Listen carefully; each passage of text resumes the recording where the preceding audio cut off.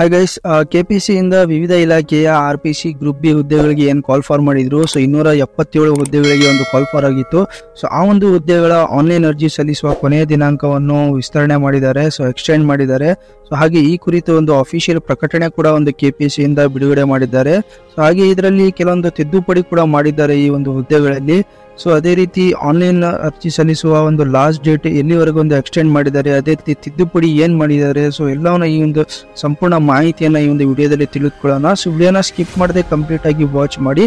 So ಹಾಗೆ ನೀವೇನಾದ್ರೂ ಮೊದಲನೇ ಬಾರಿ ನಮ್ಮ ಚಾನಲ್ಗೆ ಭೇಟಿ ನೀಡಿದ್ರೆ ದಯವಿಟ್ಟು ಚಾನಲ್ನ ಸಬ್ಸ್ಕ್ರೈಬ್ ಮಾಡ್ಕೊಳ್ಳಿ, ಲೈಕ್ ಮಾಡಿ, ಶೇರ್ ಮಾಡಿ, ಹಾಗೆ ಬೆಲ್ ಐಕನ್ ಕೂಡ ಪ್ರೆಸ್ ಮಾಡ್ಕೊಳ್ಳಿ. ಸೊ ಇದರಿಂದ ಲೇಟೆಸ್ಟ್ ಜಾಬ್ ಅಪ್ಡೇಟ್ಸ್ಗಳು ಏನೇ ಇದ್ರು ಅದು ನಿಮಗೆ ಬೇಗ ರೀಚ್ ಆಗುತ್ತೆ. ಸೊ ಹಾಗೆ ನೋಡಿ ಫ್ರೆಂಡ್ಸ್, ಹೊಸದಾಗಿ ನಾವು ಒಂದು ಟೆಲಿಗ್ರಾಮ್ ಚಾನಲ್ ಕೂಡ ಓಪನ್ ಮಾಡಿದ್ದೀವಿ.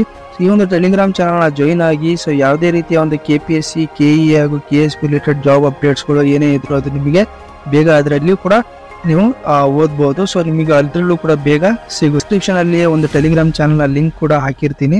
ಸೊ ಅಲ್ಲಿಂದ ಕೂಡ ನಮ್ಮ ಟೆಲಿಗ್ರಾಮ್ ಚಾನಲ್ನ ನೀವು ಜಾಯಿನ್ ಆಗಿ. ಸೊ ಹಾಗಾದ್ರೆ ಬನ್ನಿ ಫ್ರೆಂಡ್ಸ್, ವಿಡಿಯೋನ ಸ್ಟಾರ್ಟ್ ಮಾಡೋಣ.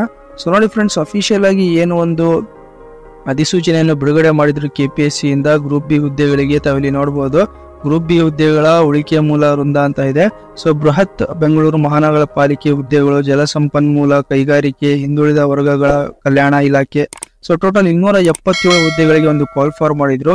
ಸೊ ಈ ಒಂದು ಅಫಿಷಿಯಲ್ ನೋಟಿಫಿಕೇಶನ್ ಪ್ರಕಾರ ಏನು 14/5/2024 ಅರ್ಜಿ ಸಲ್ಲಿಸಲು ಒಂದು ಲಾಸ್ಟ್ ಡೇಟ್ ಅನ್ನ ಅವರು ಇಟ್ಟಿದ್ರು, ನಿಗದಿಪಡಿಸಿದ್ರು. ಸೊ ಓಕೆ, ಸೊ ಈ ಒಂದು ಅಫಿಷಿಯಲ್ ನೋಟಿಫಿಕೇಶನ್ ಪ್ರಕಾರ.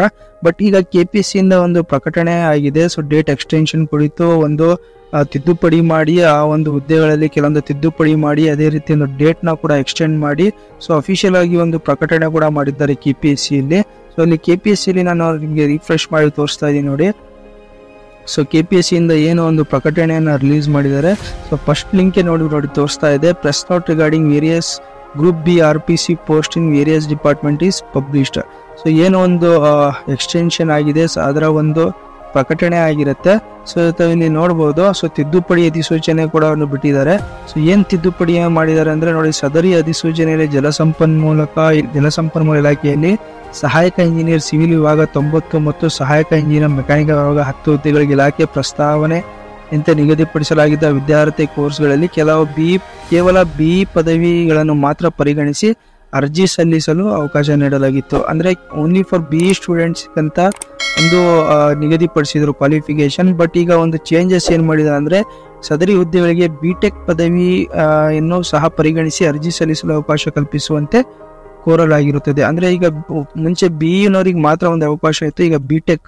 ಸೊ BTech ಯಾರೆಲ್ಲ ಮಾಡಿದೀರಾ, ಸೊ ಅವರು ಕೂಡ BTech ಸ್ಟೂಡೆಂಟ್ಸ್ಗಳು ಕೂಡ ಈ ಒಂದು ಹುದ್ದೆಗೆ ಅರ್ಜಿಯನ್ನ ಸಲ್ಲಿಸಬಹುದಾಗಿದೆ. ಸೊ ಈ ಹಿನ್ನೆಲೆಯಲ್ಲಿ ಮೇಲ್ಕಂಡ ಅಧಿಸೂಚನೆಯಲ್ಲಿ ಜಲಸಂಪನ್ಮೂಲ ಇಲಾಖೆಯಲ್ಲಿ ಸಹಾಯಕ ಇಂಜಿನಿಯರ್ ಸಿವಿಲ್ ವಿಭಾಗ 90 ಮತ್ತು ಸಹಾಯಕ ಇಂಜಿನಿಯರ್ ಮೆಕ್ಯಾನಿಕಲ್ ವಿಭಾಗ 10 ಹುದ್ದೆಗಳಿಗೆ ನಿಗದಿಪಡಿಸಲಾದ ವಿದ್ಯಾರ್ಥಿ BTech ಪದವಿಗಳನ್ನು ಪರಿಗಣಿಸಿ ಅರ್ಜಿ ಸಲ್ಲಿಸಲು ಅವಕಾಶ ಕಲ್ಪಿಸಲಾಗಿದೆ. ಸೊ ಹಾಗೆ ಅಭ್ಯರ್ಥಿಗಳ ಸಲ್ಲಿಸಲು ಸಾಕಷ್ಟು ಕಾಲಾವಕಾಶ ನೀಡುವ ದೃಷ್ಟಿಯಿಂದ ಕೂಡ ಒಂದು ವಿವಿಧ ಇಲಾಖೆ ಎಲ್ಲಾ ಗ್ರೂಪ್ ಬಿ ಹುದ್ದೆಗಳಿಗೆ ಸೊ ಅರ್ಜಿ ಸಲ್ಲಿಸಲು ನಿಗದಿಪಡಿಸುವ ಕೊನೆಯ ದಿನಾಂಕವನ್ನು 24/5/2024 ವಿಸ್ತರಿಸಲಾಗಿದೆ. ಸೊ ಟಿಲ್ 24, ಸೊ May 24 ತನಕ ಒಂದು ಡೇಟ್ ನ ಎಕ್ಸ್ಟೆಂಡ್ ಮಾಡಿದ್ದಾರೆ. ಸೊ ಯಾರೆಲ್ಲ ಇನ್ನೂ ಅಪ್ಲೈ ಮಾಡಿಲ್ಲ, ಸೊ ಅಪ್ಲೈ ಮಾಡಿ ಬೇಗ. ಸೊ ಲಾಸ್ಟ್ ಡೇಟ್ ತನಕ ವೇಟ್ ಮಾಡಬೇಡಿ, ಯಾಕಂದ್ರೆ ಸರ್ವರ್ ಇಶ್ಯೂ, ಪೇಮೆಂಟ್ ಇಶ್ಯೂ ತುಂಬಾ ಬರುತ್ತೆ. ಸೊ 2-3 ಡೇಸ್ ಬಿಫೋರ್ ಎಲ್ಲ ಅರ್ಜಿಯನ್ನ ಅಪ್ಲೈ ಮಾಡಿ, ಅದೇ ರೀತಿ ಪೇಮೆಂಟ್ ಎಲ್ಲ ಮಾಡಿಬಿಟ್ಟು 2-3 ಡೇಸ್ ಬಿಫೋರ್ ಎಲ್ಲ ಅರ್ಜಿಯನ್ನ ಸಕ್ಸಸ್ಫುಲಿ ಅಪ್ಲೈ ಮಾಡಿ. ಓಕೆ, ಸೊ ಲಾಸ್ಟ್ ತನಕ ವೇಟ್ ಮಾಡಬೇಡಿ, ಯಾಕಂದ್ರೆ ಸೊ ಸರ್ವರ್ ಇಶ್ಯೂ ತುಂಬಾ ಇರುತ್ತೆ. ಹಾಗೆ ನೋಡಿ, ಹೆಚ್ಚಿನ ಮಾಹಿತಿ ಕೂಡ ನಮ್ಮ ಟೆಲಿಗ್ರಾಮ್ ಚಾನಲ್ ಕೂಡ ನಾವು ಪೋಸ್ಟ್ ಮಾಡ್ತಾ ಇರ್ತೀವಿ. ಸೊ ಹೊಸದಾಗಿ ಒಂದು ಚಾನಲ್ನ ಲಿಂಕ್ ಕ್ರಿಯೇಟ್ ಮಾಡಿದ್ದೀವಿ. ಸೊ ಲಿಂಕ್ ಅನ್ನ ಡಿಸ್ಕ್ರಿಪ್ಷನ್ ಅಲ್ಲಿ ಕೊಟ್ಟಿದ್ದೀನಿ.